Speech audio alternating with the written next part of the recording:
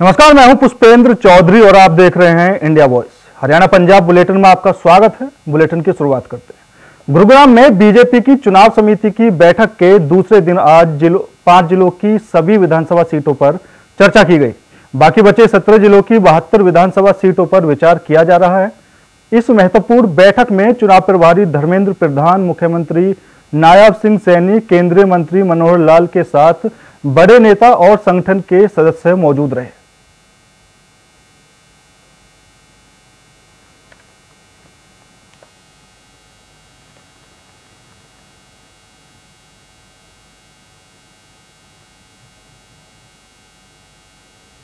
हरियाणा प्रदेश में भारतीय जनता पार्टी नरेंद्र मोदी जी के नेतृत्व में जो तीसरी बार नरेंद्र मोदी जी ने शपथ लिया है, हरियाणा में लोगों का जो माहौल है, जो उनका रिस्पॉन्स है, तीसरी बार भारतीय जनता पार्टी उसको लेकर के सारी संगठनात्मक और व्यवस्थाओं को देखिए, जैसा आपने को पता है कि जब भी चुनाव आते हैं, चाहे वो विधानसभा के हों, लोकसभा के हों अथवा अन्य किसी भी लोकल बॉडी के होते हैं, तो भी प्रदेश की चुनाव समिति उसका काम है कि सारी चीजों का विश्लेषण करते हुए किस स्थान से कौन कैंडिडेटों को नहीं हो, उसकी प्रारंभिक जानकारी के लिए पहले एक बैठक की जाती है, जिसमें कुछ लोगों को बुला के बातचीत करते हैं। बहुत जानकारियां सभी सदस्यों के पास होती हैं, उसको साझा करते हैं। आज ये बैठक हुई है, कल भी बैठक सारी चलेगी और इन दोनों दिन की बैठक के बाद फिर उसमें से जो भी उसमें नामों की सूची बनेगी, उसमें कहीं सिंगल नाम भी हो सकता है, कहीं पैनल भी बन सकता है। वो उसके बाद फिर प्रदेश अध्यक्ष और उनके साथ जो भी लोग होंगे, मुख्यमंत्री वो राष्ट्रीय स्तर पर जो पार्लियामेंट्री बोर्ड होता है उनके सामने रखते हैं और उसमें से कैंडिडेट फाइनल होते हैं।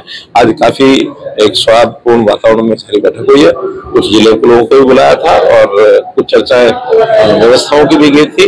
उस नाते से चुनाव समिति की आज बैठक भी संपन्न। आज भारतीय जनता पार्टी हरियाणा प्रदेश की चुनाव समिति की बैठक हुई है और ये बैठक 2 दिवसीय रहेगी। कल भी सुबह 10 बजे से दोबारा से हम बैठेंगे और आज 5 जिलों की हमने सीटों की चर्चा की है। हरियाणा प्रदेश में भारतीय जनता पार्टी की तीसरी बार स्पष्ट बहुमत की सरकार बने और जिस प्रकार का आकलन आया, हरियाणा प्रदेश की जनता का मन बन चुका है कि अब की बार आने वाली सरकार भारतीय जनता पार्टी की हरियाणा प्रदेश में। एक विधानसभा से जो नामों की आती है वो 25 के आकलन में वो संख्या आ रही है। तो वहीं हरियाणा में चुनावी बिगुल बजते ही सभी नेता अपनी अपनी पार्टी को मजबूत करने में लगे हुए हैं। हरियाणा के कृषि मंत्री कंवरपाल गुर्जर ने आज जगदारी शहर के पंसारी बाजार और विभिन्न स्थानों पर आगामी विधानसभा चुनावों से संबंधित चाय पर चर्चा की। कृषि मंत्री कंवरपाल गुर्जर ने चर्चा के दौरान लोगों को प्रदेश में भाजपा सरकार के 10 साल के ऐतिहासिक विकास कार्यों के बारे में जानकारी दी। इस दौरान मीडिया से बात करते हुए कांग्रेस पर जमकर निशाना साधा। उन्होंने कहा कि भाजपा ने रोजगार देने का काम किया तो वहीं कांग्रेस ने रोजगार छीनने का काम किया है। उन्होंने कहा कि भाजपा हरियाणा विधानसभा चुनावों को लेकर पूरी तरह तैयार है और प्रदेश में तीसरी बार भाजपा सरकार बनेगी। चुनाव तो शुरू हो ही गया है और आज ये जो सारे लोग हम यहाँ इकट्ठे हैं, सारे लोग बीजेपी के समर्थक हैं और पूरे चुनाव में बहुत ही मेहनत और लगन से सारे मिलकर काम करते हैं।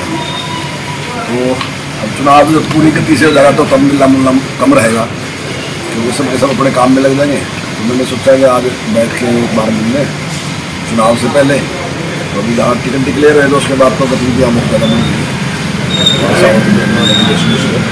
भाजपा की तैयारी बहुत अच्छी है। देखिए, भाजपा संगठन पे राज्य पार्टी है और हम 365 दिन ही संगठन को चुस्त दुरुस्त करने में लगे रहते हैं। ऐसा नहीं कि चुनाव के दौरान ही करते हैं। हमारा संगठन मजबूत है। देखिए, अभी तक वो पीछे रह के काम कर रहे थे, भाग्य किया उन्होंने। पूरे 10 साल में इनका एक ही प्रयास रहा किसी प्रकार से भर्तियों को रोक सकते हैं, लेकिन उस सब के बावजूद भी हमने 1,40,000 से ज़्यादा भर्तियाँ की। जबकि कांग्रेस अपने कार्यकाल में 88,000 भर्तियां कर सकी, और अगर आचार संहिता 1 महीने बाद लगती तो शायद हमारी भर्तियां 1,60,000 से आगे नहीं होती। अब हरियाणा में जैसे जैसे चुनाव नजदीक आ रहे हैं वैसे ही नेता एक दूसरे पर वार पलटवार करने में लगे हैं। बीजेपी नेता और हरियाणा सरकार के मंत्री ने मंच से ऐसा बयान दे डाला जिससे विपक्षी पार्टियों को बैठे बिठाए मुद्दा मिल गया। हरियाणा में बीजेपी सरकार के मंत्री जेपी दलाल ने विधानसभा चुनाव के बीच एक बयान देकर राजनीतिक गर्मी बढ़ा दी है। जेपी दलाल ने कहा कि अगर हरियाणा में कांग्रेस की सरकार बन भी गई तो दिल्ली वाले 6 महीने नहीं चलने देंगे।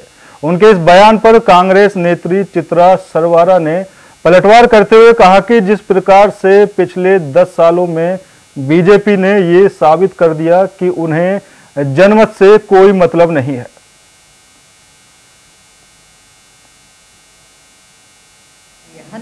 भाई कांग्रेस आओगे, अरे कसम इतना रोड़ा कर रखा था जब भी दिया दी 44-42 है। अरे मैं तो भूंडे थे भूंडे जाए ऐसी भगवान रूस गया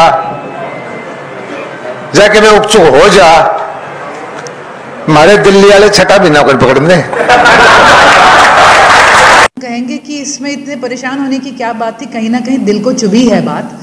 जो नॉन स्टॉप हरियाणा की बात कर रहे हैं, आज हर कोई ये कह रहा है कि नॉन स्टॉप क्राइम है हरियाणा में, नॉन स्टॉप महिलाओं का उत्पीड़न है आज हरियाणा के अंदर, नॉन स्टॉप बेरोजगारी है हरियाणा के अंदर, नॉन स्टॉप महंगाई है, नॉन स्टॉप हर वर्ग के ऊपर डंडा और लाठी चार्ज हो रहा है।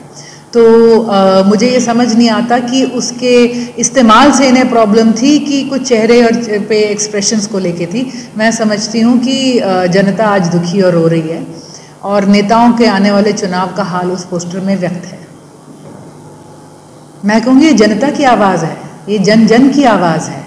हम ये कहते हैं कि जब आप नॉन स्टॉप झूठ हर रोज़ अखबार के फ्रंट पेज पे ऐड दे देकर छपवा सकते हो, तो उसमें जब जनता ने असलियत के ऊपर ये सवाल उठा दिया तो इसमें इतना विचलित होने की बात ही क्या है। पूर्व मंत्री और कांग्रेस के वरिष्ठ नेता अशोक अरोड़ा ने मुख्यमंत्री नायाब सिंह सैनी पर तंज कसते हुए कहा कि मुख्यमंत्री नायाब सिंह सैनी सांसद राहुल गांधी, सांसद दीपेंद्र हुड्डा और पूर्व मुख्यमंत्री भूपेंद्र सिंह हुड्डा को लेकर आए दिन कोई ना कोई गलत बयान देते रहते हैं। उन्होंने कहा कि नायाब सैनी हरियाणा के मुख्यमंत्री हैं और उनको इस तरह की बयानबाजी शोभा नहीं देती। उन्होंने कहा कि नायाब सैनी खुद अपने गिरेबान में झांक कर देखें, जो पहले नारायणगढ़ की सीट को छोड़कर कुरुक्षेत्र आए थे और कुरुक्षेत्र की सीट को छोड़कर करनाल चले गए और अब करनाल विधानसभा की सीट को छोड़कर भी वहां से पलायन की तैयारी कर रहे हैं। पूरी तरह से बौखलाहट में और इस प्रकार की बयानबाजी कर रहा है जो एक इस पद पे रहने वाले व्यक्ति को शोभा नहीं देता। कभी राहुल जी के बारे में कहते हैं कि सोनिया गांधी राहुल जी को एडजस्ट करना चाहती है, कभी दीपेंद्र हुड्डा के बारे में कहते हैं कि हुड्डा साहब उन्हें एडजस्ट करना चाहते हैं।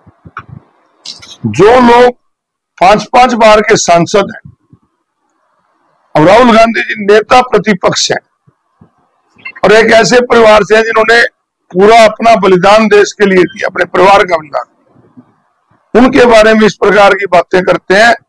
पूरे देश में 67% सबसे ज्यादा वोट परसेंटेज में राहुल गांधी ने ली और एमपी बने, और नंबर 2 पे दीपेंद्र हुड्डा जी ने 64% वोट रोहतक पार्लियामेंट से ली। उनके बारे में इस प्रकार से बयानबाजी करते हैं और वो लोग करते हैं, वो लोग परिवार की बात करते हैं जो नारायणगढ़ से एमएलए थे, टिकट कटी, कुरुक्षेत्र से लोकसभा के सांसद थे, टिकट कटी, और अब करनाल से वहां से भागने की तैयारी कर रहे हैं। और जिनके अपने हल्का जहां से ये एमएलए रहे, मिनिस्टर रहे, इनकी पत्नी ने चुनाव लड़ा, 4थे नंबर में जिला परिषद पे गए और इस पार्लियामेंट के चुनाव में भी अपने हल्के से भी आ रहे, गांव से भी और बूथ से भी आ रहे। बीजेपी के वरिष्ठ नेता अमन चोपड़ा ने सिरसा विधानसभा सीट से चुनाव लड़ने की इच्छा जाहिर की है। अमन चोपड़ा ने बयान देते हुए कहा कि हम भाजपा के सच्चे सिपाही हैं। संगठन टिकट के बारे में आदेश देगा तो आदेश का पालन किया जाएगा। देखिए, बिल्कुल प्रदेश के अंदर माननीय मनोहर लाल जी ने मुख्यमंत्री के रूप में कार्यभार संभाला और अब नायब सैनी जी आदरणीय मुख्यमंत्री के रूप में कार्यभार संभाल रहे हैं।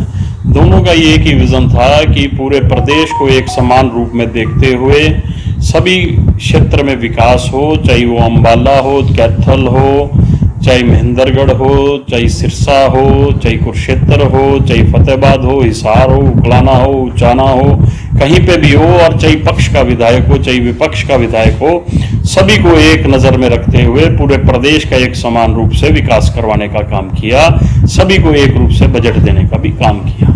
सिरसा में कितना विकास देखते हैं 10 सालों में? सिरसा में जो भी विकास हुआ है, यहाँ पर हमारे जो विधायक, सम्मानित विधायक गोपाल कांडा जी ने भारतीय जनता पार्टी को समर्थन दे रखा था, और निश्चित रूप से जो राशि बाकी विधायकों के लिए जारी हुई विकास के लिए विधानसभा के, उनके लिए भी जारी हुई।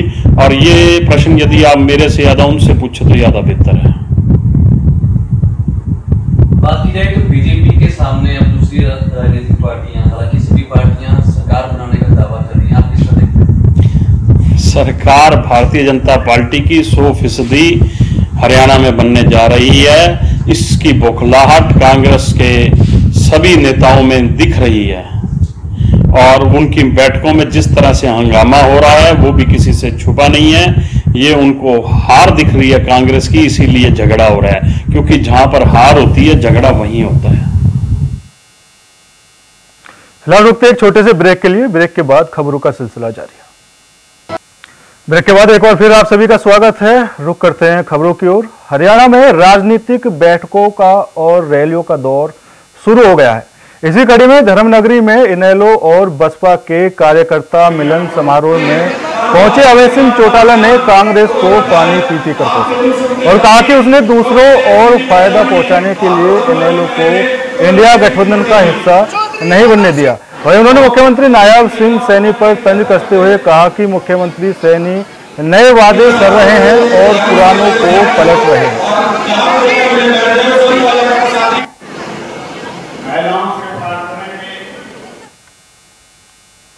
हरियाणा मांगे हिसाब को लेकर प्रदेश कांग्रेस कमेटी के सदस्य और वरिष्ठ कांग्रेस नेता सतनाम सिंह ने जनसंपर्क अभियान के तहत आज पिहोवा के कई गांवों का दौरा किया।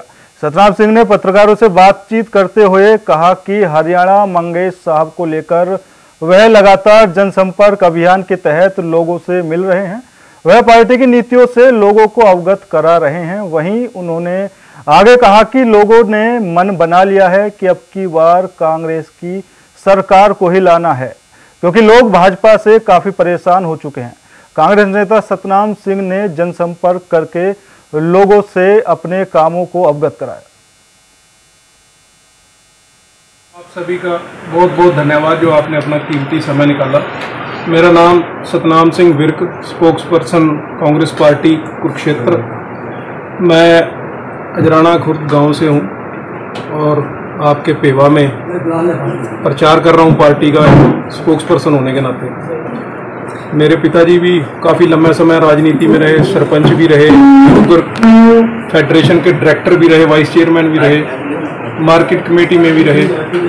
और राजनीति तो मेरे लिए कोई नई नहीं, लेकिन एक जनता की सेवा करना और अपनी पार्टी का प्रचार करना, क्योंकि जो जिम्मेवारी मेरी लगाई गई है पार्टी की तरफ से, उस हिसाब से मैं पार्टी की नीतियां जो हैं जन जन तक पहुंचाने की कोशिश कर रहा हूं। दूसरी बात यह है कि भाजपा के 10 साल के शासनकाल में जो हरियाणा की जनता को और देश की जनता को लूटा गया, उसके लिए हमारे प्रिय नेता भाई दीपेंद्र सिंह हुड्डा जी सांसद हैं, जो रोहतक से हमारे नेता हैं, उन्होंने बीजेपी सरकार से हिसाब मांगने के नाम पर जो यात्रा शुरू की हुई है, उसके लिए हम भी। यमुनानगर के नागरिक अस्पताल में पार्किंग की समस्या को लेकर डॉक्टर दिव्या मंगला ने कहा कि वाहनों को सही तरीके से खड़े करने के लिए शेड की व्यवस्था की गई है। लेकिन अस्पताल में मरीज के साथ आने वाले लोग पार्किंग की बजाय अस्पताल के मुख्य रास्तों के बीच वाहन खड़े कर देते हैं, जिससे एम्बुलेंस को आने जाने का भी रास्ता नहीं मिल पाता है। उन्होंने अस्पताल के परिसर में वाहन लाने वालों से अपील करते हुए कहा कि अपने वाहन अस्पताल के मुख्य गेटों पर खड़े ना करें। थोड़ा सा कई बार ना पार्किंग अगर बेतरतीब ढंग से हो जाती है तो जो सीरियस पेशेंट एम्बुलेंस में आ रहे होते हैं, एम्बुलेंस ट्रॉमा सेंटर के गेट तक नहीं पहुंचती है।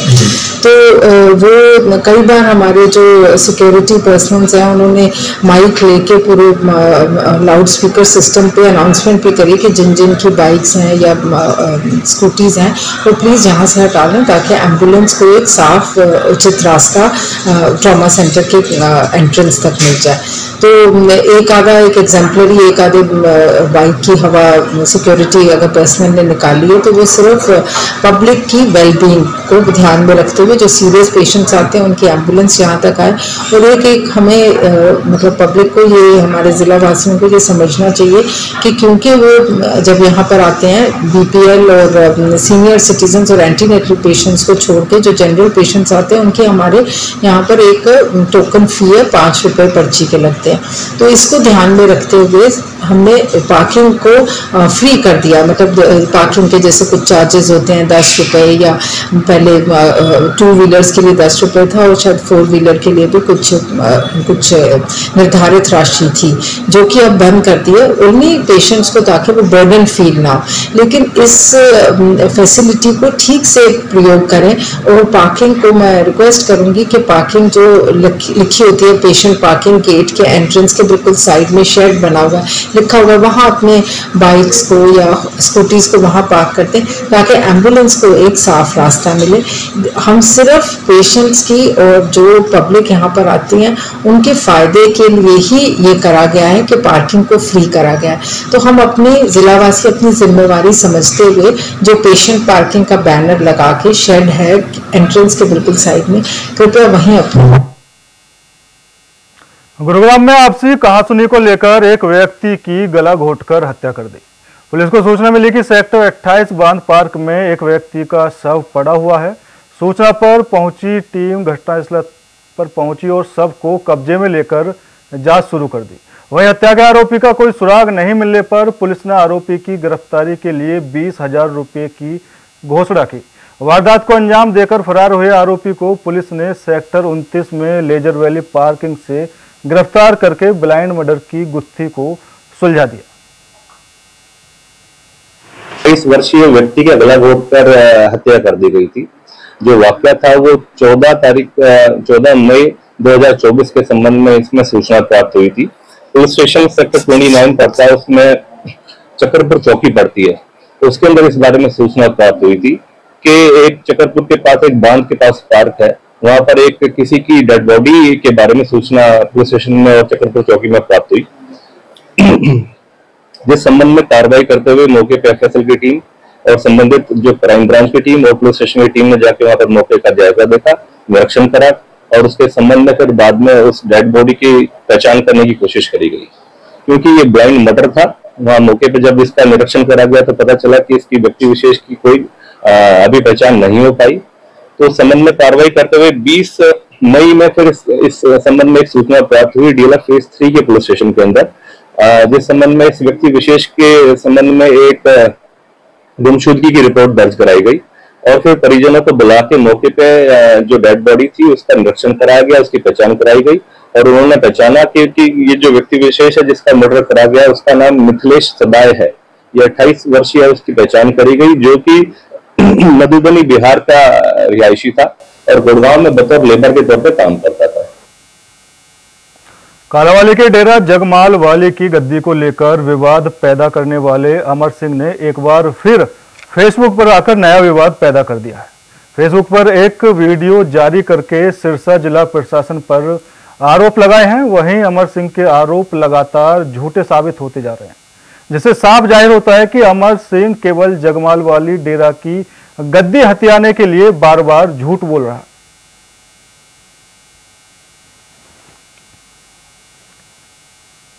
मलेरघावनी बस स्टैंड पर एक लावारिस बैग मिलने से आने जाने वाले लोगों में दहशत का माहौल नजर आया। थोड़ी देर में ही पुलिस ने बस स्टैंड परिसर में पड़े बैग के आसपास पुलिस का पहरा बैठा दिया और लोगों को वहां जाने से रोका। थोड़ी देर में बम स्क्वाड टीम मौके पर पहुंची और बैग को चेक किया। वहीं एसएचओ देवेंद्र ने बताया कि ये एक मॉक ड्रिल थी जिसके जरिए लोगों को जागरूक किया जा रहा था। पंजाब के खन्ना में शिवपुरी मंदिर में हुई चोरी और बेअदबी की घटना को लेकर सीएम भगवंत मान ने हिंदू संगठनों के नेताओं के साथ मुलाकात की। हिंदू नेताओं ने मंदिर में चोरी और तोड़फोड़ करने वाले आरोपियों को पकड़ने पर सीएम का धन्यवाद किया। इसके अलावा मंदिरों की सुरक्षा को लेकर भी सवाल उठाए।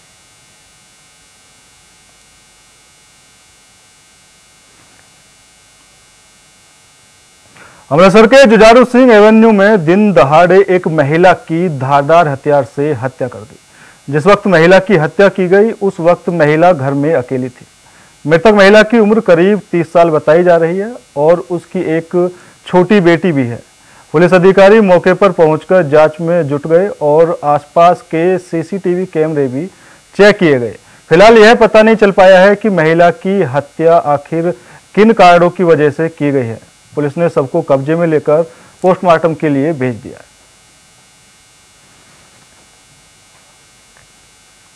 पंजाब सरकार और पटियाला पुलिस की तरफ से पंजाब को नशा मुक्त करने के लिए डीजीपी गौरव यादव के सख्त निर्देश पर पटियाला के अर्बन स्टेट पुलिस को बड़ी सफलता मिली है। पुलिस ने चेकिंग के दौरान 2 व्यक्तियों से नशे के 870 कैप्सूल बरामद किए हैं।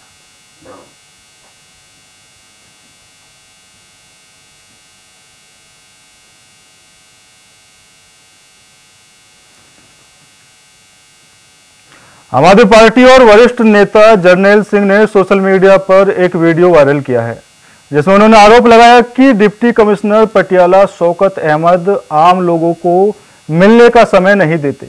जिसके बाद पटियाला के डिप्टी कमिश्नर शौकत अहमद ने पूरी जानकारी दी और कहा कि उनके पास पहले ही 4 प्रतिनिधि मंडल आ चुके हैं जिन्हें अलग अलग समय दिया गया है और उनके साथ मीटिंग कर रहे हैं। उन्होंने अपने ऊपर लगे आरोपों से इनकार किया है। कहा कि मैं हमेशा जनता के हित के लिए काम करता हूं और जनता से हमेशा मिलता हूं।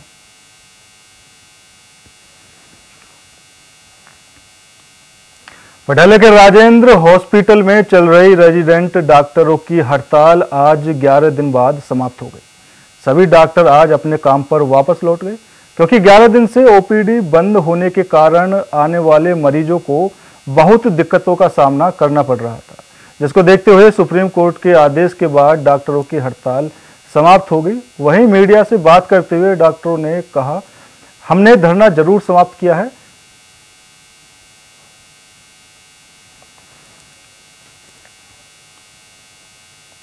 रमनजीत रोमी को पंजाब पुलिस ने शुक्रवार सुबह 3 बजे नावा कोर्ट में पेश किया, जहां 20 मिनट की बहस के बाद माननीय अदालत ने रमनजीत रोमी को न्यायिक हिरासत में नावा की नई जेल में भेज दिया।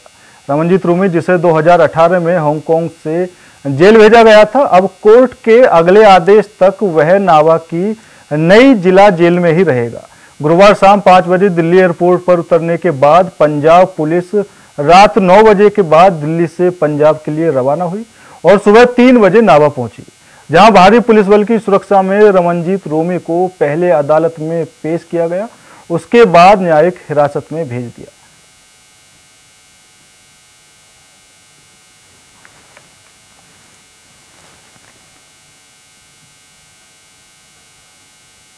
फिलहाल मेरे साथ इस बुलेटिन में इतना ही। बाकी देश और दुनिया की तमाम खबरों के लिए देखते रहिए इंडिया वॉइस। नमस्कार।